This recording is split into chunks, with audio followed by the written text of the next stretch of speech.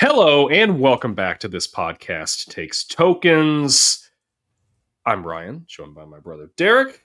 Howdy. Hey, we're here. We're going to talk about things that we grew up with, us millennials, movies, games, music, TV, things we enjoyed when we were growing up.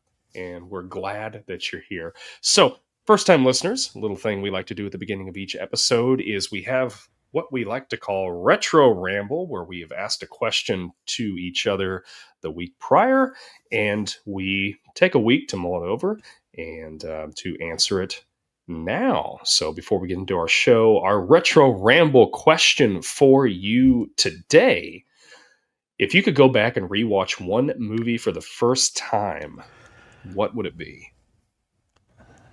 Yeah, do you want to go first? You want me to go first? I struggled with this one a little bit. Okay, I can go first. Hey. So if I could go back and rewatch one movie, because I thought about this, there's so many movies, and I know well, I don't know if you'll be thinking this, maybe. You know how big of a fan of Back to the Future I am. That's not it. I figured that might, yeah. But it would be The Dark Knight. This is a movie that it's the only movie, first and only movie that I went to the theater. I went by myself. Couldn't get anybody to go with me. Watched it. Credits roll. Immediately get up, walk to the ticket booth again, buy another ticket, refill my popcorn and my drink, head back in, watched it again. Wanted to watch it a third time in a row, but it was getting late and I had to work the next day. But yeah, gosh, that movie. I mean, oh my gosh, just everything about that movie I thought was just on par was exceeding my expectations. Just Ledger's role and just the tone, because I liked Batman Begins, but the tone in The Dark Knight Rises, yeah. And gosh, the first Dark Knight. Yeah, I get those mixed up sometimes too. Yeah. But yeah, I don't know. That movie was just so good, and I would love to be able to go back and rewatch that for the first time. Just the spectacle of seeing it, and preferably, if I could go back and watch it any way I wanted to, I would go see it in IMAX for the first time, because I never did get to do that. But, okay. You like the IMAX stuff? I've never watched a movie in IMAX, but if I could watch one, missing anything. It would be this. Really? I don't feel like you're missing anything. Okay. Nah, we've done some IMAX movies. It's just you're kind of closer to the screen. It wraps a little bit and it's taller. Mm-hmm. So it's supposed to feel more immersive, but to me, I don't know. I like the traditional experience. I like to sit all the way back in the theater. I don't like to be up close. I like to be far back, have the nice big breadth of the screen in front of me. I don't like having to turn my head to watch a movie. So the IMAX thing just doesn't do it for me. I've heard of they got this new Sphere thing in Vegas, and we have one kind of similar here in Dallas. You can go in and you can sit down and it surrounds you with the environment. And apparently the one here, they're running The Matrix, and you can experience it completely immersed in The Matrix and in each scene. So the previews I saw for it, whenever the file cabinet of all the guns comes flying in whenever they're getting loaded up before they go back into the Matrix to do battle. It's like that, but they go around you. So all the screens around you and everything like that. Yeah, and it looks like it goes past you. So it's kind of like a 3D without the glasses, I guess, would be the best way to describe it. But yeah, I don't know. I just like a traditional experience of going to the I definitely don't want anything 3D. And definitely don't want anything 4D. That's probably my least favorite. Yeah, the 3D movies, I'm okay. I've went to a couple 3D movies with my daughter, and those, I think we went and watched the Super Mario movie in 3D, and that was fun. But something that's a live action movie, I'm because they always do that stuff where they play to the camera to get to do 3D bits, things coming out. I don't like that. Yeah. Takes me out of it. Anyway, so I thought about this, and I gotta say, I had a question. All right. So, and I think you kind of answered it, But is this a time travel situation where I can go back and watch any movie in the theaters when it first comes out? Or is this I go back and I experience it for the first time again within my lifetime situation? Which, if that's the case, if it's a time travel situation, I would want to go back and either watch Back to the Future or Star Wars on opening day. I think that would be an incredible experience. Roughly my age now. But if this is a within my own lifetime thing, that's obviously out. Like Back to the Future, I could, you couldn't. But I'd be like 3, and it wouldn't mean anything to me. Yeah. And Star Wars, I would not have even been born yet. So those are both out. Yeah.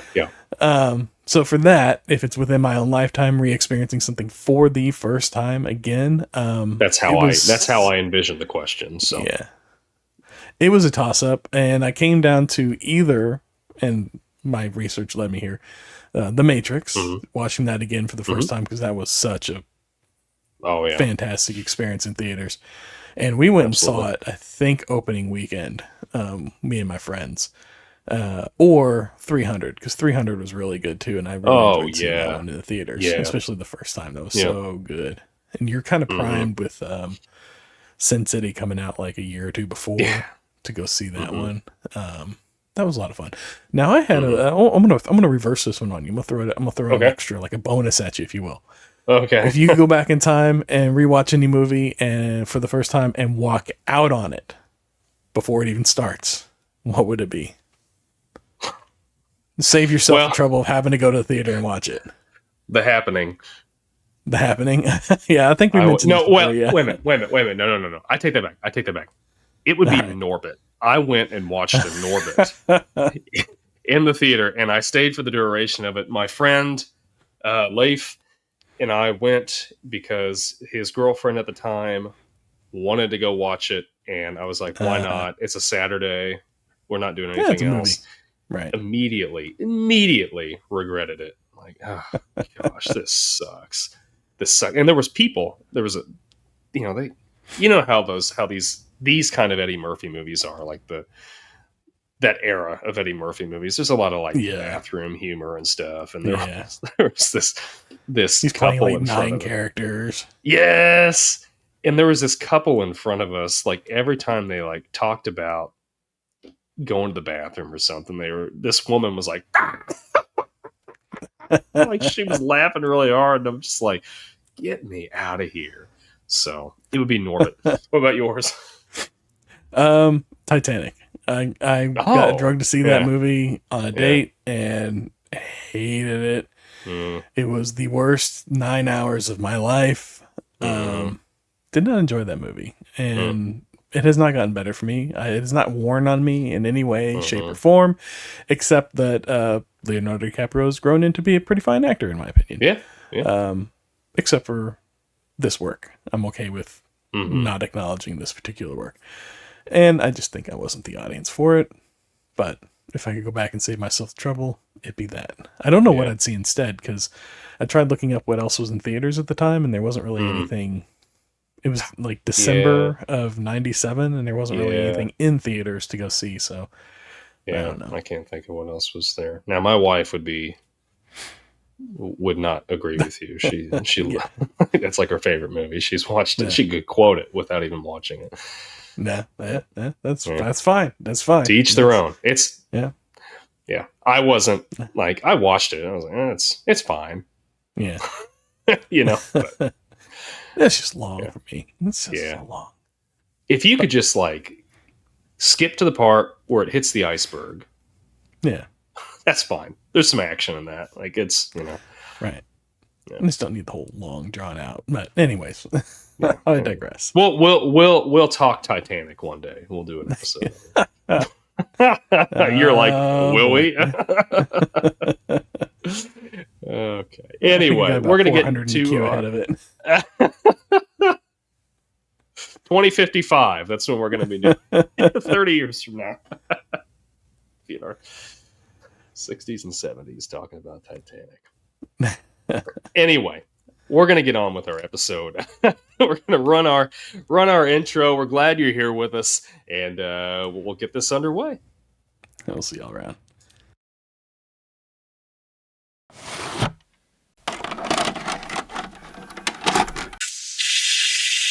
Your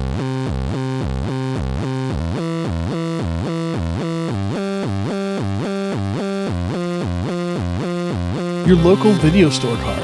A comic book in your back pocket. Games with no tutorials. Music you had to discover. And drinking water straight from the hose. These are the things us millennials remember fondly. We are the Jennings brothers. Join us after the streetlights come on as we race our bikes from the top of the hill right down memory lane. Exchange those quarters because this podcast takes tokens.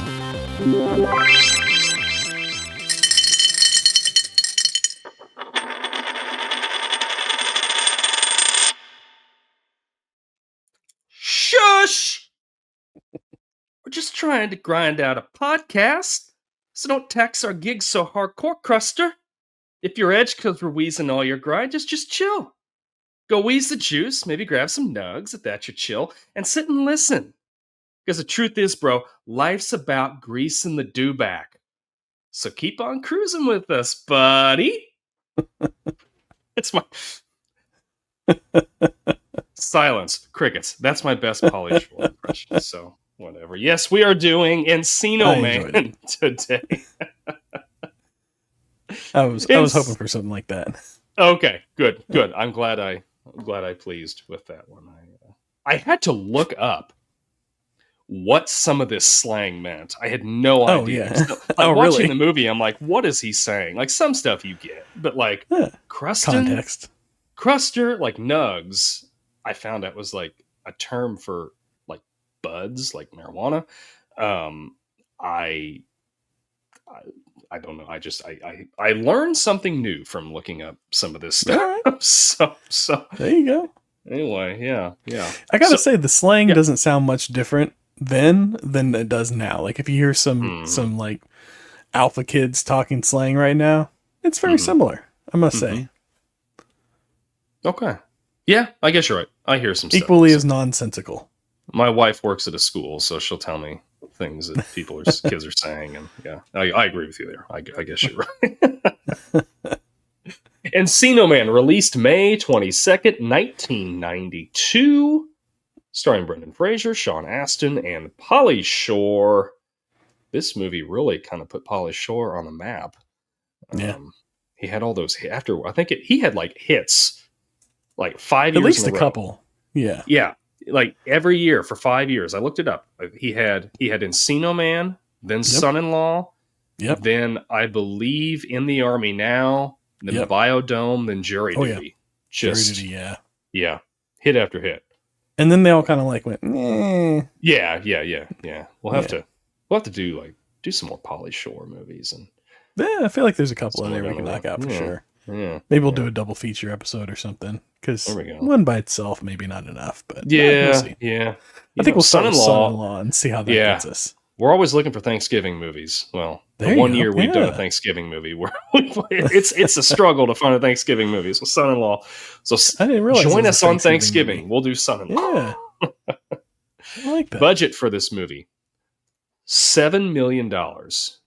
Worldwide grossings. What do you think it earned? I'm going to have to guess. You said $7 million budget.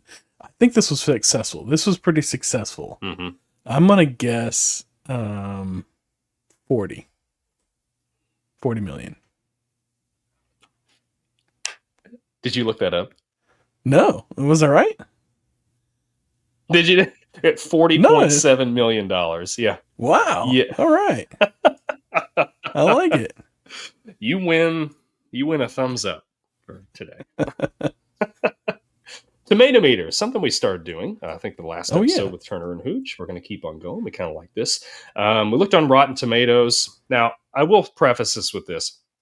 We are rewatching these movies before we look at these ratings so that they are not skewing our opinion on things. We're just look it up on curiosity. Yes. Tomato meter. The critics gave this a 17%. Ooh, that's not surprising. The audience gave it a 56%. And I have to say... I was going to say 47, but yeah. Oh, well. I'm in the 56%. I really like this movie. I enjoyed love this one. this This was movie. a lot of fun. It's a fun watch through and through. It's not Yeah. it's not some highbrow movie by any stretch of the imagination. I don't think you can but expect it's that with Pauly fun. Shore. No. But it's fun. It was a I mean, you know. It was a good like time capsule of early 90s California style, I guess, if you will. Like that whole vibe, the whole California vibe that was going around in the early 90s, which was a lot of the vibe going around, like skater culture and all that developing. And this was just a really good like encapsulation of it, like you were talking about with all the slang. Like he was hitting all the slang. Oh, and yeah. then, like their style and just like all of it. It was very, like it's a good early 90s time capsule, I feel like. Oh, yeah. It is. And it's fun from start to finish. I feel like the movie is paced almost perfectly. Like, I mean, this movie's clearly not perfect, but the pacing is so well done that there was never a time where I was just like, okay, let's get on. Yeah. Just there's something important going on in every scene, and I love this movie. I agree. Like it was flying by. I didn't realize how far into the movie I was whenever my favorite scene came up, and just how little of the movie I had left. And I was like, wait, we still got like so much more to do. But like it just moves so quickly that before you know it, movie's over. And you weren't lacking at any point. It was fun for sure. So what was your favorite scene since you brought it up?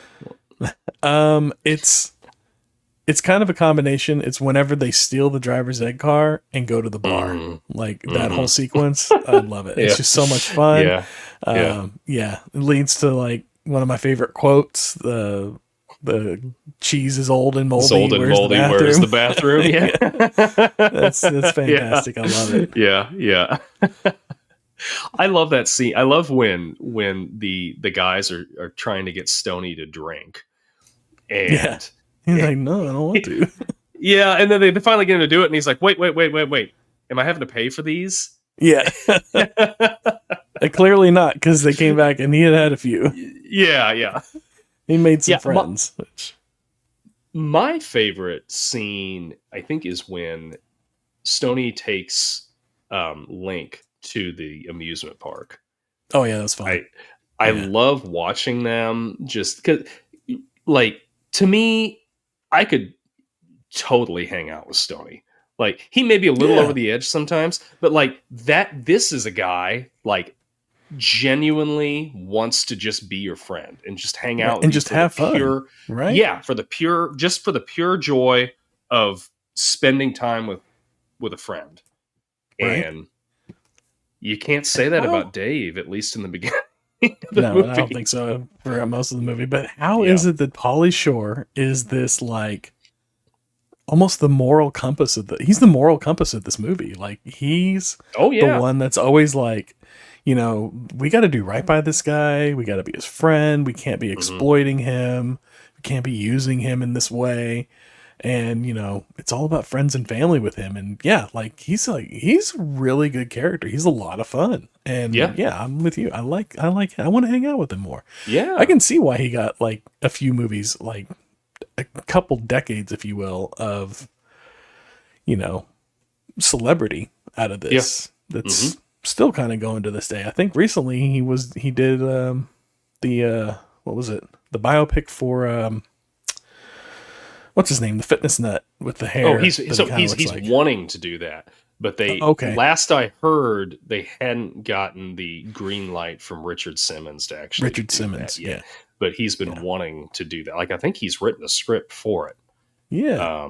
And like I'm watching this and I'm thinking about that and I'm like, man, he looks just like him. Like especially like some of the stuff I've seen where they got him in makeup for it. And I'm like, oh yeah, like he could do that. That'd be really good.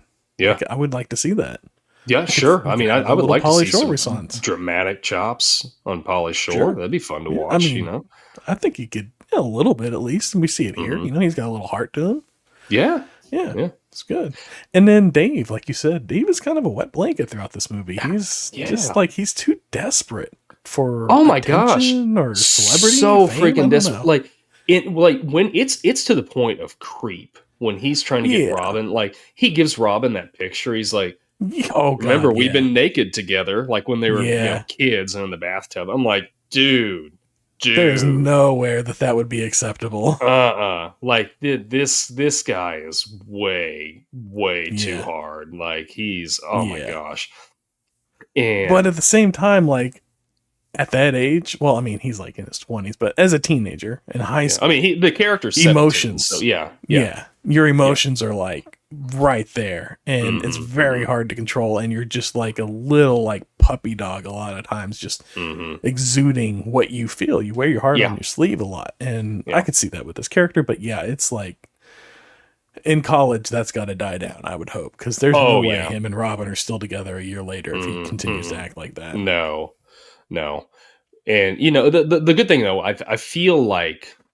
do feel like at the end of the movie he does have kind of an arc where he realizes that popularity is not everything, and he's, because that's really what's driving him. I mean, he likes Robyn a lot, but like outside of his affection he has for her, it's like all the time he's like, we got to do this. We could be popular. We could be, people are going to want to like hang out with us and do this and that, and I feel, and let's use Link to like get ourselves wedged into this scene, this he's high school cool. culture. We'll be cool by proxy. Yeah.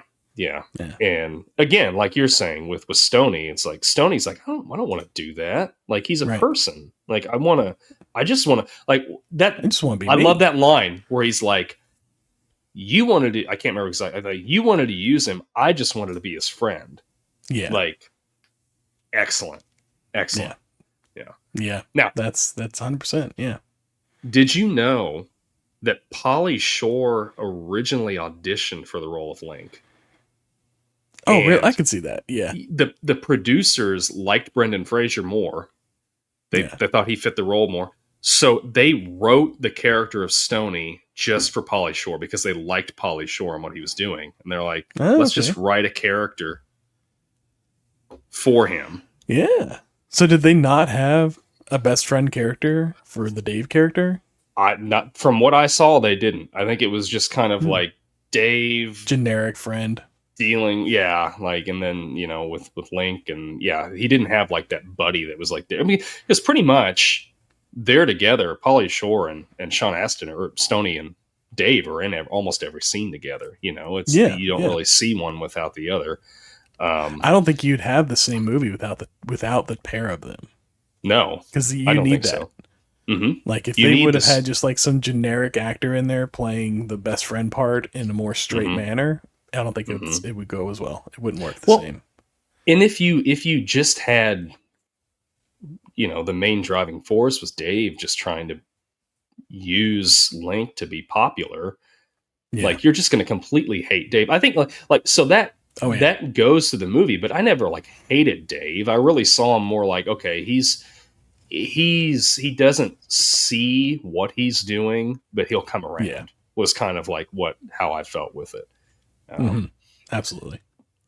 But they also had another 3 actors that they had try out for this role, or that they had considered for the role of Link, were Nicolas Cage. Oh God. Yeah. Ben Stiller, which I think I could see Ben Stiller doing that. A little bit. And Jim Carrey. No, Jim Carrey's too much. I know. It's too much. I agree. Of those 3, I could see Ben Stiller.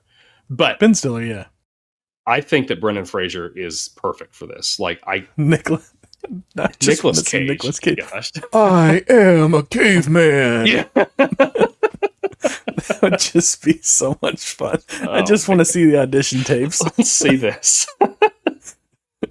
Release it. Let's see it. Oh, that'd be so much fun. Oh, yeah. Man. Like, there's so many of these movies where I'm like, I just want to see the audition tapes. I just want to see the, like, random people, actors that are in something now, like, that are somebody now who were nothing then, or, didn't have as much to their credit then. And just watching them audition for roles that they're just not made for, that they should not be auditioning for. Like, they said somewhere that what's his name? Scent of a Woman, not De Niro, Al Pacino auditioned for Han Solo. I can't imagine that. Yeah, I can't imagine that. But anyways. Yeah. I mean, yeah, I don't know if it's because of, Harrison Ford's just made it so iconic, but yeah, no, you're right. Yeah. I can't see him in person, but can't see. But yeah, I could of those three, I could see Ben Stiller the most. And I guess there is, I should have watched it before getting on here, but I just didn't have the time. There is, you can find on the internet, I'm sure on YouTube or something, there is the audition tape for Ben Stiller for this. Oh, okay. So that'd be interesting to see. But yeah, like I said, I think Brendan Fraser's perfect for it. I think, for the role that it is, like, he really doesn't have a lot of like speaking parts per se. He's just repeating something or whatever. And I think he does great. Like, for what he's got to work with, excellent this movie. Set off a renaissance, if you will. Yeah, I've enjoyed his work ever since. Yes, yep. It kind of, and I was thinking about it. I'm like, this is kind of like a prequel to Blast from the Past, right? That he was in. Oh, it's kind of like it's like a similar fish out of water thing. Blast from the Past is kind of like a spiritual successor to this almost. Yeah. I don't know. That was another fun one with him. Oh yeah. I mean, the 90s, I can't think of any movie. Well, I guess there was like that Looney Tunes movie or something. Oh, that was 2000s. Was that the 2000s? Okay, so the 90s, I mean, Brendan was just like hitting it. Yeah. And I'm so, like, he did The Whale here a couple years ago, and I watched that. And I mean, that wasn't like my favorite movie, but he was excellent in that. And I'm glad he's like coming back, because he's like you said, he's a joy to watch. And I think that it's a shame that he kind of stepped away from acting for a while. Yeah. Well, I mean, that's like, he just, it's a shame that the Hollywood machine drove him away like they did for the period of time that they did. And it's just, we missed out on a lot, I feel like, because of that. But yeah, you're right. 90s, like, looking at the IMDb for Brendan Fraser in the 90s, it's just like, you got, after Encino Man, you got School Ties, which is another big one. Son-in-Law, he reprised his role as Link there, if you remember correctly. Did he? I don't remember that. Did. Oh my gosh. Yeah, he popped up as Link. Wow. So Stoney was playing Stoney in Son-in-Law? No. He's just he just pops up as like a side character. And he does again, and in the Army Now, he pops up as Link again. Oh my gosh. As like a little like side character. And he did The Scout, which was okay. What else here? We got Glory Days, Now and Then. He did some Kids in the Hall stuff, Duckman, TV stuff there. Yeah. George of the Jungle. I personally enjoyed George of the Jungle. I think that was a lot of fun. All right, Kathy went to the theater, I think, and watched that like 2 or 3 times. She really liked it. Oh, really? Yeah. I remember fun. I went with Linda, and I went in to watch Air Force One because I really wanted to go watch that. And Kathy's like, I think I'm going to go watch George again. It's good. I liked it. Yeah. So this movie in the UK, oh yeah, they called it California Man. Yeah, because they figured people aren't going to know. It's too specific of a reference. Yeah, it is. Yeah. Which now I think Encino, I think Caveman for some reason, like just the two are linked in my mind. I do too. Like that's my thought now. Like Encino, I'm like, some like knuckle dragging, caveman or something. And it's totally not that, but a testament to how influential, I guess, this movie was to, people like us who were watching this as kids. Yeah. Also, the writer of this movie, Sean Sheeps. She also wrote Son-in-Law. Yeah, I can see that. She did. I think she wrote a couple episodes of Weeds. The movie Drumline, that was pretty good. And then, as I thought it was like, I know why they did it, but like the placement of Terminator in there was a little bit like, you're like, oh, why did they choose this movie or whatever? Well, apparently, if you rewatch Terminator, the writer of this plays Sarah Connor's coworker Nancy in Terminator. Oh, okay. So I'm betting like they kind of did that as a throwback, maybe, or kind of a Easter egg to, maybe her being in that. So I don't know. I thought that was kind of interesting. Yeah, I think I know who you're talking about there. Yeah, I think I know who you're talking about there. Okay. Anyway, that's my fun facts. But real question here. So Sure. Dave's digging in the backyard to dig this pool. First question was, how are his parents allowing him to just freely dig in the back? Like, he just goes up to his parents, hey, I'm gonna dig a pool in the backyard. Really, if you think about it, worst case scenario, he moves some dirt around. Best case scenario, they now have a pool in California. That's true. Like, that's true. That home's value has just skyrocketed. That's some sweat equity right there that they are investing and not having to do anything for. Plus, your kid's on you about something like, I want this or I want that. And you're like, okay, but you got to earn it somehow. Yeah. And half the time they give up, like halfway through. Sure. He has not given up. He is determined to have this pool by graduation too, which I'm like, that's not going to happen. Like, I know for sure that concrete's got to cure for weeks, months before you can use it. There's no way you're going to get there, but he was determined. But they're swimming in it after prom. Well, they just filled it with water. It's like, so they're like swimming in mud water. Yeah. They don't care. Like, they're kids. Those tuxes are rented. I would have cared.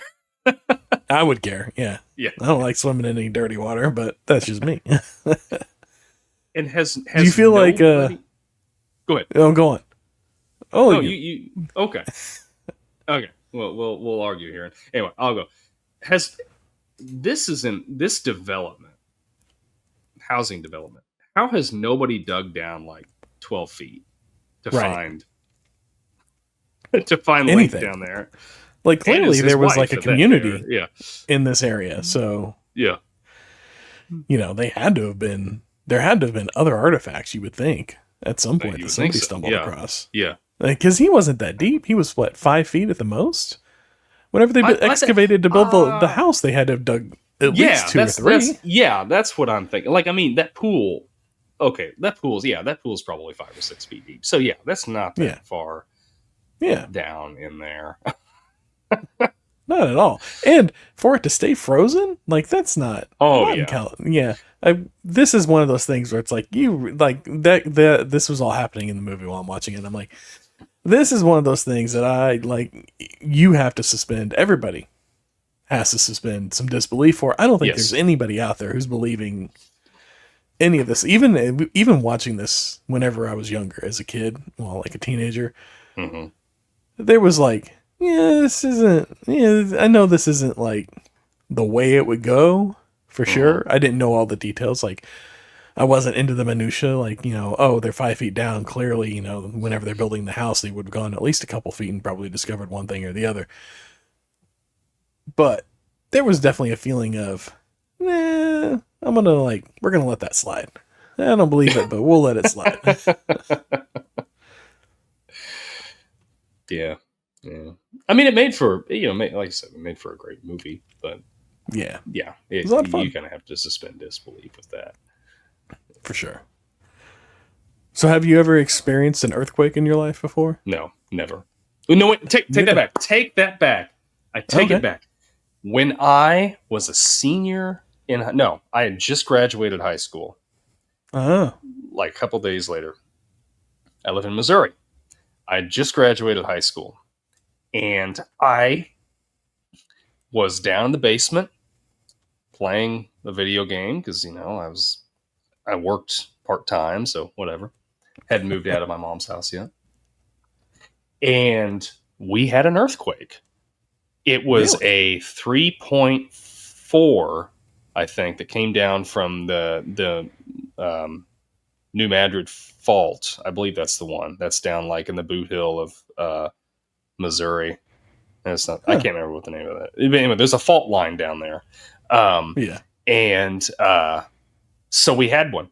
All that I never felt anything. All I heard was a big bang, and then like we found out later that there was an earthquake. So the radio station I was working at the time made a huge deal out of this, and I wish I knew we were going to talk about this because I would have worn my shirt. I still have it.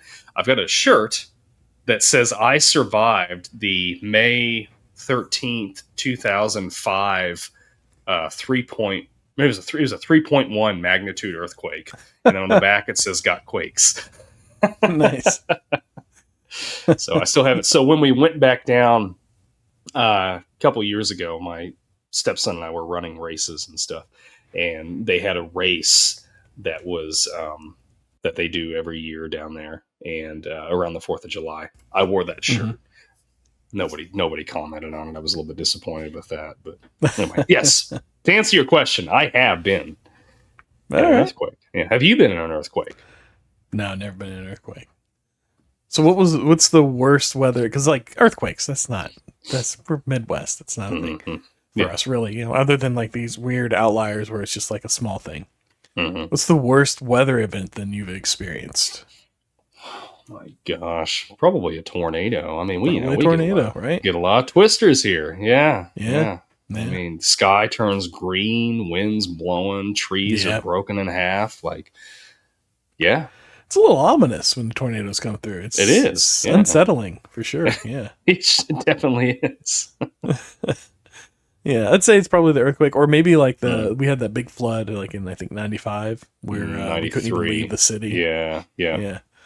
That was a pretty big one. I remember there was just water everywhere. It was flooding. Like, it was so bad. There was like cemeteries. There was caskets that came out of the ground, and like there's still bodies. Really? They've never recovered from that. Like, oh wow. It pulled them up out of the ground and everything, and it was a bad flood. So maybe that's the worst natural disaster I've lived through. I don't know. Probably. Maybe that's why they put them in concrete now, so they don't float away. Yeah, I think that is. Yeah, I don't know. Anyways, weather discussions on Encino Man. Sorry, didn't mean to derail the Encino Man. No, that's okay. That's okay. I love when he first comes into the house. When Link first comes into the house, and he's like discovering everything, right? Or even like walking up to the house, and he sees this dog, and then he's like, which I'm sure he knows what a dog is. I'm sure it may look a little different than it did when he was. But he's out drinking water out of the gutter on the road and spitting that out. And then he tries the mailman. He's trying to attack him with the shovel, and that's great. And I love how his hair is just caked down, and it's fun to just watch him discover everything for the first time. Because I'm like, how would it be if it was me? You know, like I don't even know what you would think, because you have nothing to build upon there. Like, it's not reference. Like if you came here from like the 1920s or something, you know, you came to present day now, you would still have something to build upon, you know? Yeah. But like buildings are a thing. Cars were starting to be like, you can kind of like make some connections. Mm-hmm, yeah. Cause like he thought the garbage truck was a woolly mammoth. Like, he's trying to fight that thing. So he's got no point of reference, which has got to be the wildest woolly mammoth. Oh man. And that loincloth was a little too revealing for me. Especially when he's crouched down, like looking over the city, and you're like, has he got anything on here? Like, what is this? Like, I feel like I know Brendan Fraser better than he knows himself right now, you know? Can you imagine having to be on set they probably took a couple of weeks to film all of his sequences as a caveman. Mm-hmm. And he's just wearing a loincloth the whole time, and like mud, I suppose, but really, like he's just running around in the tiniest of whiteys that he could find, basically, for a couple weeks on in front of other people, Like, in front of like crowds of people. I'm sure. Like, yeah, that's commitment to a part right there. You got to you got to lose yourself in the part. Yeah.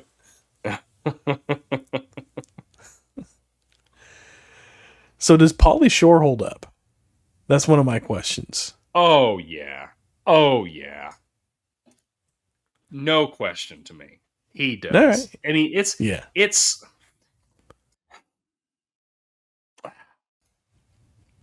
I don't know. Okay. Let me rephrase that. To us, to our generation that grew up on Pauly Shore, he's great. I don't know. I wish I would have watched this with my stepson because he's 18. Yeah. And having that perspective on Pauly Shore would be interesting. Yeah. Like my 8-year-old, no reference, no cultural reference to it at all. Yeah. So I don't know. For me, he holds up. Does he hold up for? Did you watch this with either of your kids? Nah, just me and my wife watched it. Just okay. Yeah. Well, I should say I watched it and she was in the room on her phone. Yeah. Occasionally chiming in. Yeah. But yeah. That was yeah. I do think he holds up. I think he holds up for the time, if that makes sense. Like I don't feel like we could have I don't feel like we could have a Pauly Shore pop up today. Our generation has their own version of Pauly Shore, whatever that, or our kids' generation has a version of Pauly Shore, whatever that happens to be, like Mr. Beast or whatever you want to call it, who is like this over the top character of sorts. I don't know who that is for their generation, but I'm sure they have one. And in 20 years, they're going to be talking about this persona or character or whatever in the same vein and asking, does it hold up? But yeah, I feel like he holds up for the time. Yeah, like again, I don't think we could have it repeated today, but yeah, it works for what it is. I agree. Holds up better than The Mask, I'll say. Yes. This was still enjoyable to watch. Yeah, absolutely. My question for you. All right. Is the caveman dance better than the turtle rap? Yes. Yes. Unquestionably. Yes, I agree. And I agree. I will tell you, it was better. That my answer to that question would have been yes before the movie came on.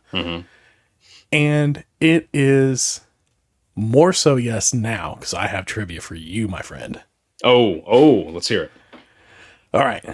So, the band Suicidal Tendencies. Are you familiar with this band? Yeah. 90s punk metal super band. Mike Muir, who was I believe the lead singer of that, had a side project called Infectious Grooves. That is the band that plays the monkey song at the high school dance. They're on the stage playing Feed the Monkey during the prom. Now, here's where this gets really fun. Do you know who the bassist for Suicidal Tendencies and Infectious Grooves is?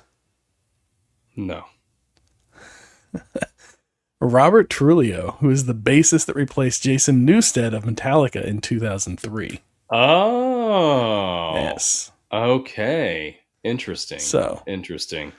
Robert Trujillo is up there playing bass in Encino Man, and then later goes on to be in one of the biggest rock bands of all time. Oh, yeah. Yeah. And I thought that was just... I'm watching it and I see him pop up, or I see the scene with the prom and everything.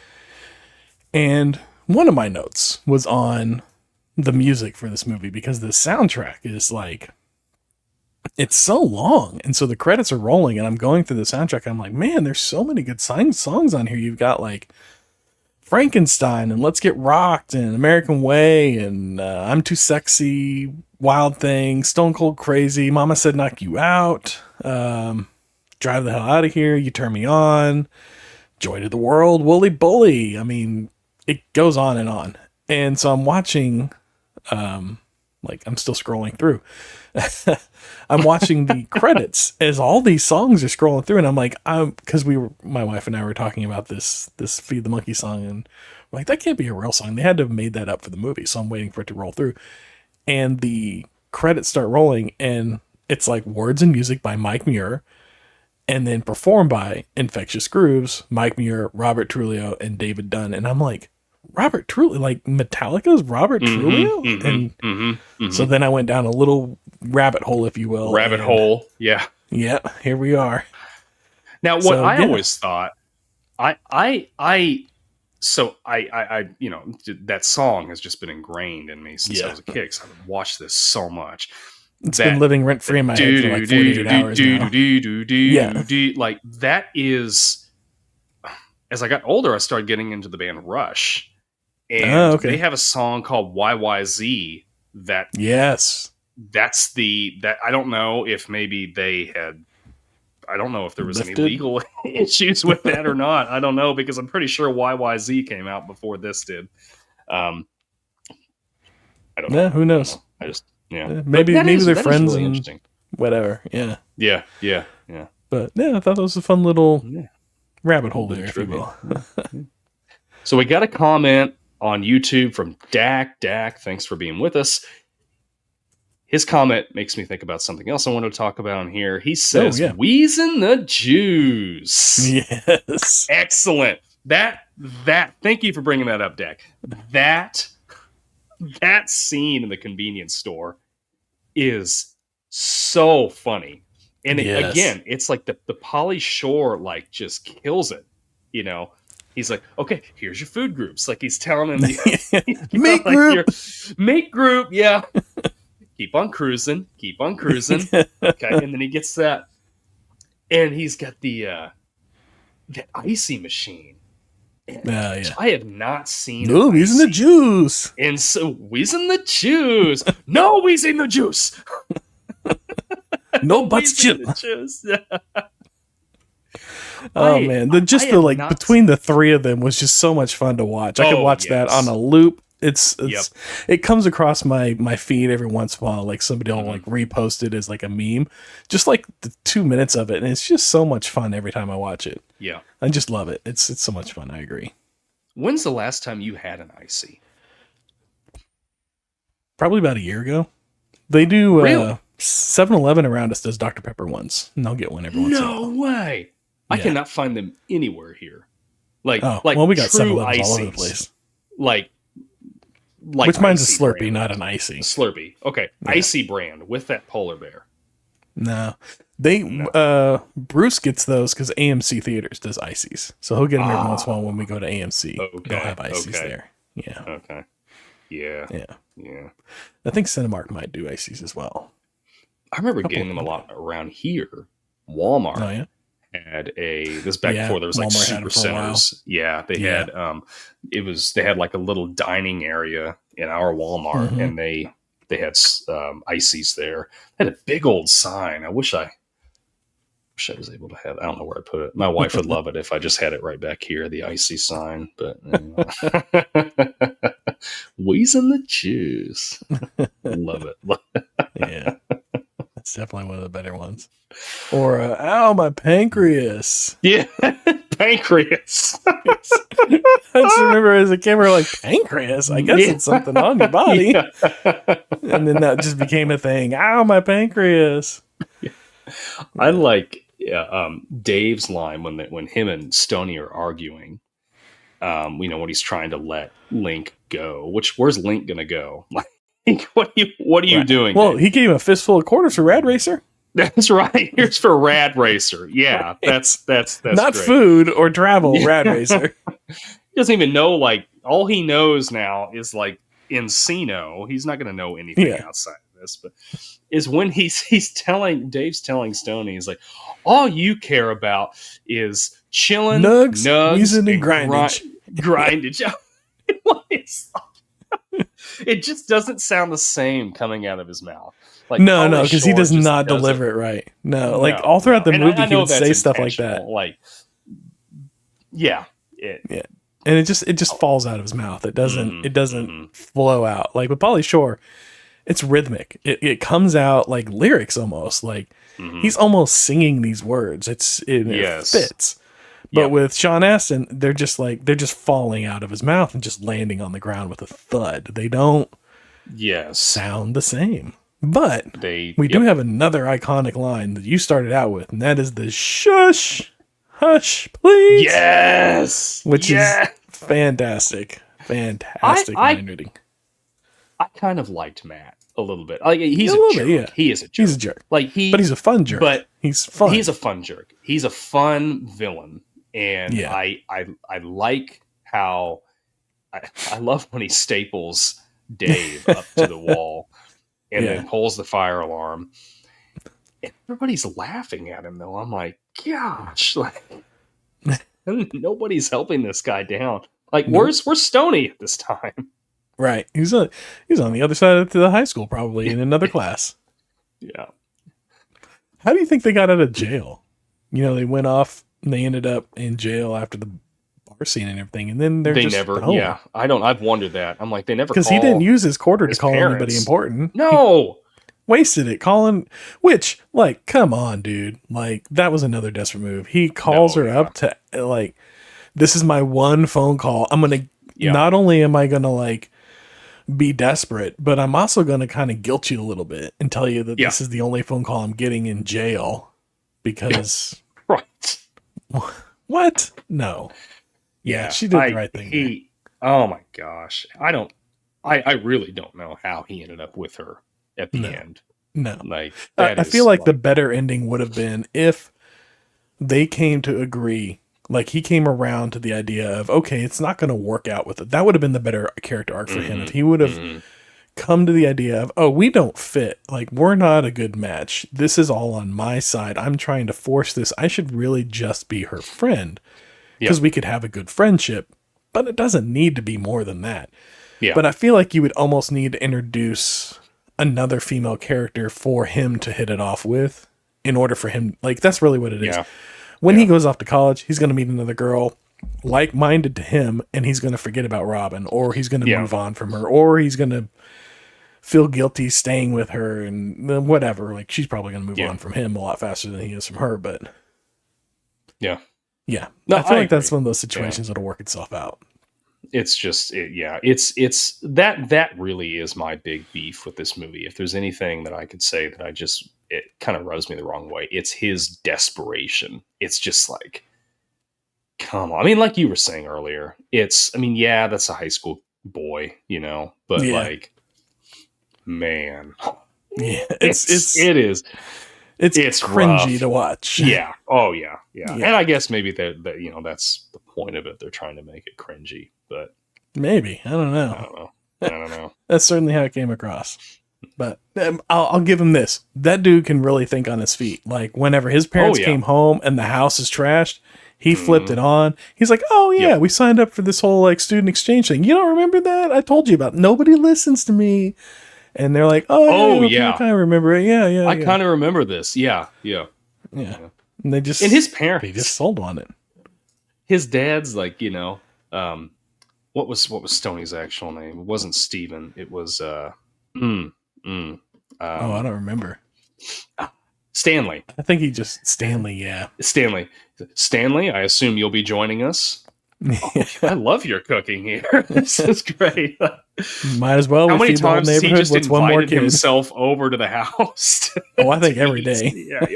Yeah, I think so. I mean, it sounds like he doesn't have the best home life because he asks how his mom's doing, and he just kind of brushes it off. He's like, she's doing, or whatever he says. And there's I think there's something where they go back where we go back home with Stoney for sure.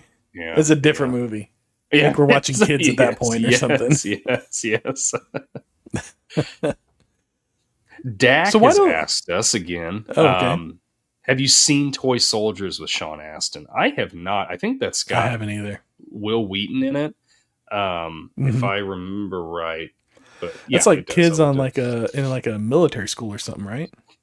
I think that's right. Maybe we'll have to put that on the list and give that a watch. Yeah, we'll put on. There's a fan suggestion. We got that category. Yeah, we'll come across those every once in a while.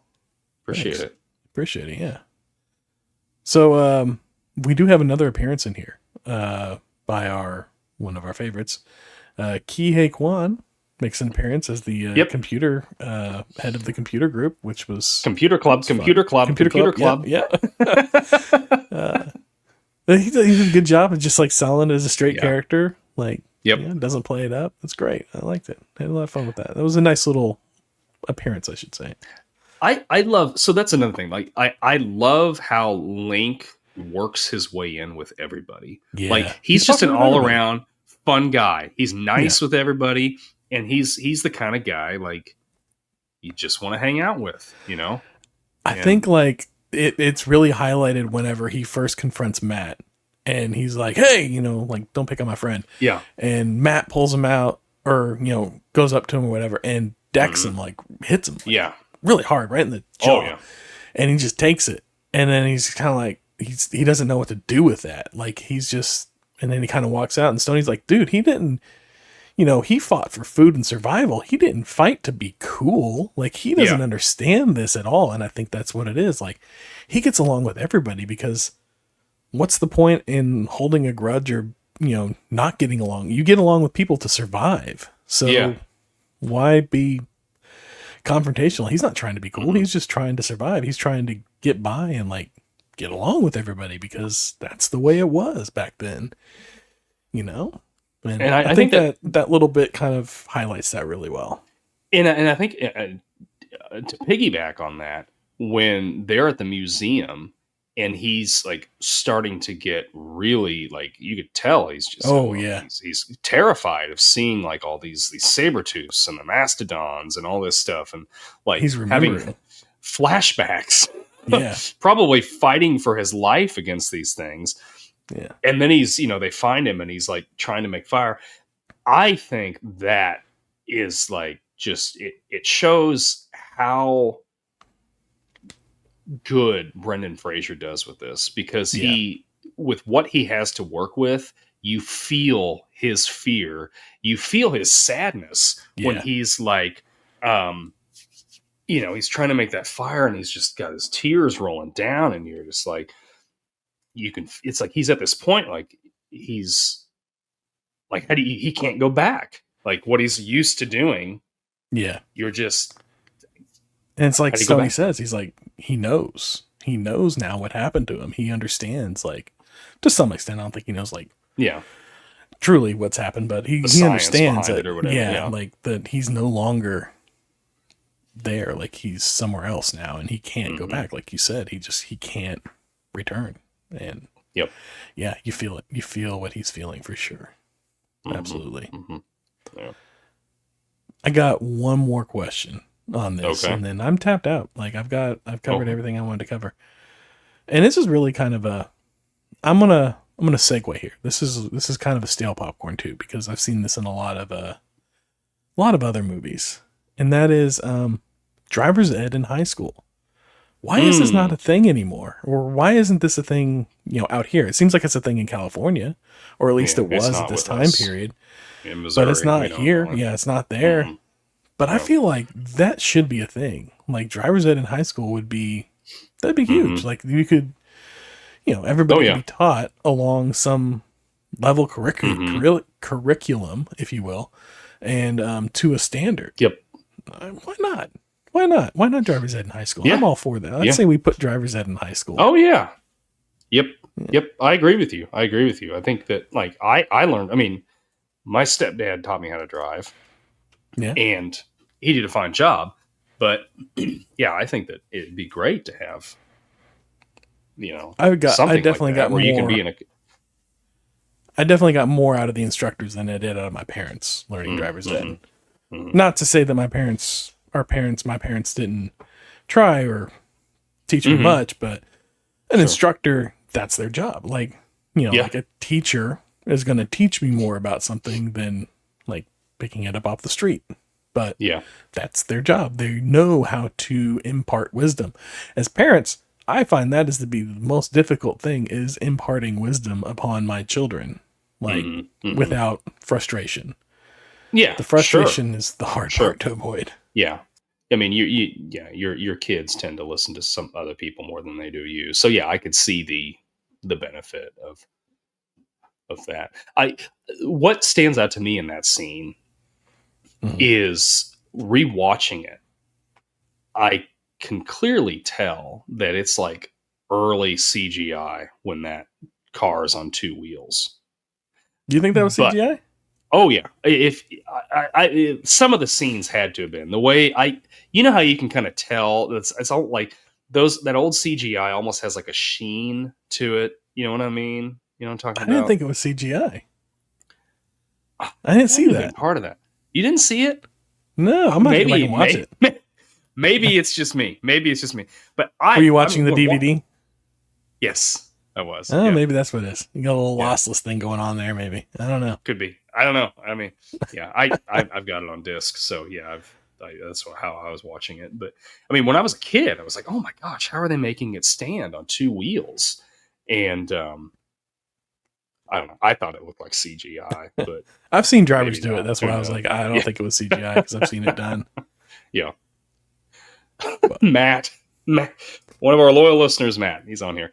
I remember learning how to drive on a computer game. I mean, quote, program back in freshman year.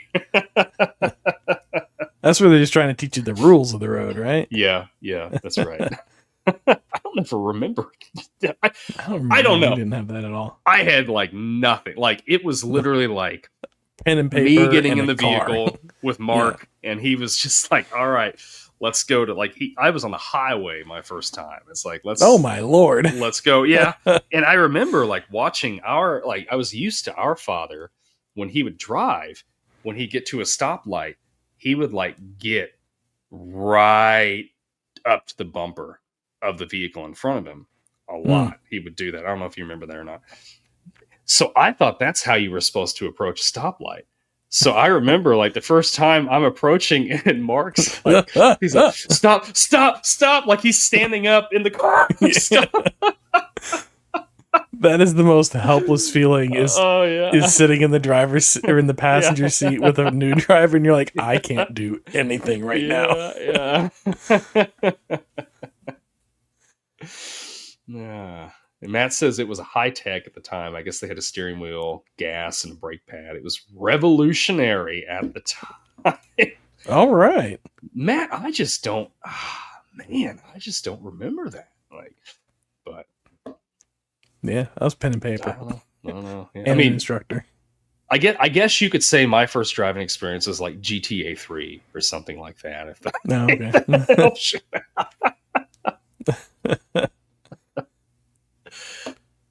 yeah, I'm about tapped out on this. Right. Dad, got some steel shoe popcorn fly, don't bother me because you belong to my friend Link. Great line. That was good. Great line. You and then he eats it. Meat group. Yeah. Great. We're going to hop on over to our stale popcorn segment. We've started naming these off, kind of new for us. But so this will be something that it's kind of been on our minds from a previous episode. You know, could be recent, could be not so recent. Mine, in this case, is from back when we did our Back to the Future episode back in October. So I was thinking about this today. When Marty travels through time, they established that there are multiple timelines, right? Yeah. So Marty original Back to the Future. Marty travels through time, right? He goes to 1955. That Marty never comes back to the 1985 that he leaves. So all the crap that's going on with his family, his parents are all torn apart and everything, and Biff's a jerk, and he just disappears. It has to just get worse, right? Because now they're dealing with our youngest child ran away, or he's been kidnapped, or what is going on? They got to assume he ran away because he had that whole thing where he wanted to go away to the lake, and they were like, "No, you can't go." So they have to assume he ran away to the lake and just disappeared up there. Well, that could be. My other thought was, do they know that he's been hanging out with Doc Brown, with crazy Doc Brown, right? Yeah. So is Doc now getting like? No, Doc's dead. Never mind. In that timeline, Doc's he dead. died. Yeah. Oh, then they may think he got kidnapped or is dead as well. Oh yeah. Oh, now this or had something to do with it. This is Back to the Future Part 4 that we need. We don't have to have Marty and Doc in it, right? No. Because they're gone. We see we can get Crispin Glover back because he's about the age that he would have been. Him and Leah Thompson would be that age that they're supposed to be, right? Right? Yeah. So we get them. Yeah. We figure out we go through. It's like a murder. We do like a TVA thing like with Loki, where it's like time traveling authorities have to come in and like help like wrap up this storyline because the characters have disappeared. Yes. Man. So they like stage a kidnapping or something. That's the sequel. This is the sequel I want. I want to see this because I don't want a sequel with somebody else playing Marty McFly or Doc. I can't do it. I don't want a remake. I don't want a sequel. No one can replace Christopher Lloyd and Michael J. Fox. They can't do it. I don't care how many times you meme out Robert Tom Holland and Tom Robert Holland Downey and Jr. Robert Downey Jr. No. Don't do it. Please, God, do not do it. Now, your idea. This, I could see it actually as like a prestige TV series or like a short series on like Netflix or something like that. And not just Back to you start every episode is a different movie with this time travel correction group that, like you said, they went back in time. They no longer exist on that time. Are on that timeline, but that timeline does keep going, and now there's like a loose end, so this authority has to come in and correct that loose end, if you will, like whether that's like getting somebody else to pose as the character, like they learn about the character and then they have to like insert themselves into that point in that character's life, or if it's like they have to stage an accident or tie that loose end, and you do like Back to the Future and like some, you just go around and you do like other time travel movies where they're just tying up loose ends from all these different movies. I'm on board. Let's do this. What are we doing? Let's go. This is what we should be doing. That's the next podcast right there. That's the next podcast right there. We're I love it. Sliders, yes, Stack. Sliders, yes. Yes. Oh my God, there's so many like little tendrils to clean up with sliders. Yeah. Oh man. Yeah, or it could be like a Sliders, Yeah. Oh, Sliders was so good. Like Loki season 2. Like Loki in season 2. Yep, exactly. Did you have any stale popcorn? Or were you I kind of covered it with the whole driver's ed in high school thing. It was kind of my stale popcorn. I couldn't really come up with one this week, so sure. No, that's all right. We don't. It's a segment. We may have some episodes. We may have nothing for that. Yeah. So it's just something that if we think of it, we're going to discuss it. Although I do want to jump back in, just like, well, no. Oh yeah. You know what? No. I got my stale popcorn for the future. Okay. Fair enough. We're getting over an hour here, so Anyway, come under the seat. Our comment section from our listeners that we love, each and every one of you. We've been, of course, if you're live with us, if you're listening to the podcast after it's been recorded, bear in mind, if you don't remember, you haven't, you new with us, we do live episodes Thursday nights on Instagram and YouTube and Facebook. And Facebook. Yep, we would love to have you on board, and we'll read your comments live on the air, have a discussion, and it's it's great. So we did have a comment from our Happy Gilmore episode that just aired recently, from Teddy Roosevelt. If you don't believe me, Teddy has commented on some of our videos before. Yes. He is out there. He's alive and well, and he commented, great fun movie. Oh, he is a fan. Yes. Great fun movie for Happy Gilmore. Yes, It was a fun movie. We had a lot of fun with that one. We like that one. I did see just this evening before I got on the alligator that is in that movie. Died. He just died. Yeah. He was like, what, 60 years old or something like that? Something like that. Yeah. That was not expected. I saw that headline yesterday. I was like, what? Okay. All right. Yeah. So this episode is dedicated to him. I don't remember his name. I don't either. Yeah. I got another gum under the seat if you don't have any more. Okay. Go right ahead. We got a comment over on Spotify. We get those over there. Fozzie Guy, another longtime fan, longtime listener on our Goonies episode. And I think this is in reference to our retro ramble, or what we were calling icebreaker at the time question. But I can't remember what that question was. Anyways, he says, I think my favorite... say real quick. Oh, yeah. I believe Fozzie Guy is on here with us now, just under a different name. But go right ahead. Oh, yes. He says, I think my favorite anti-hero would be the T-800 from T2 or Deadpool and Venom would be a close second and third. I would have to, I think our retro ramble question was, what's your favorite anti-hero? I think I think that was, because mine was Hellboy. You can see my Hellboy collection back behind me if you're watching the video. But I can't remember what mine was. But those are good. Like T2, Terminator, T-800, that's a good one. Like, he's a good well-trained dog for sure. Like, if I'm gonna have a Guardian, T-800 is a pretty good one to have. Yeah. Oh, absolutely. Yeah. I wouldn't have thought of him as an anti-hero, but it's a good one. Yeah. Well, that's all the gum under the seat that I could find. Did you? Yeah. Well, we got another comment here. Before we go, we'll just throw it in there. Matt was asking us if we've watched the movie Freaked. I have not seen that movie. I looked it up just now, and from 1993, looks like it's got Alex Winter in it, of Bill and Ted fame. So, and Randy Quaid. Okay. Interesting. This is another one we'll throw on the listener suggested list. We got two on the list. We'll get to them. So awesome. Yeah. Excellent. Right. Well, with that, before we roll out, let me hit you with our retro ramble for next week.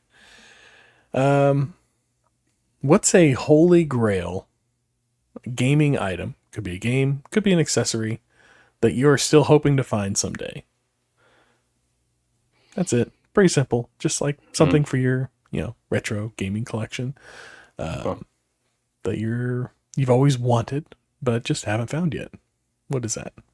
So we'll answer that next week at the beginning of the episode. Sounds good. All right. Shush! Shush! All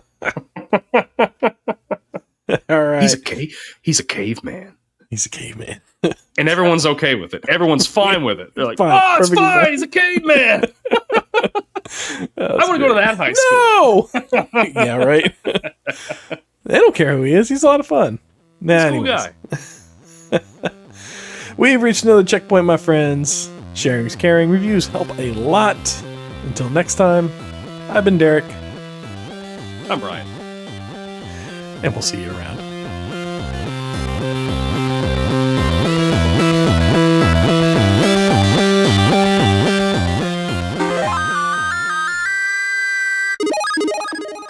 This Podcast Takes Tokens is a Clay Street production.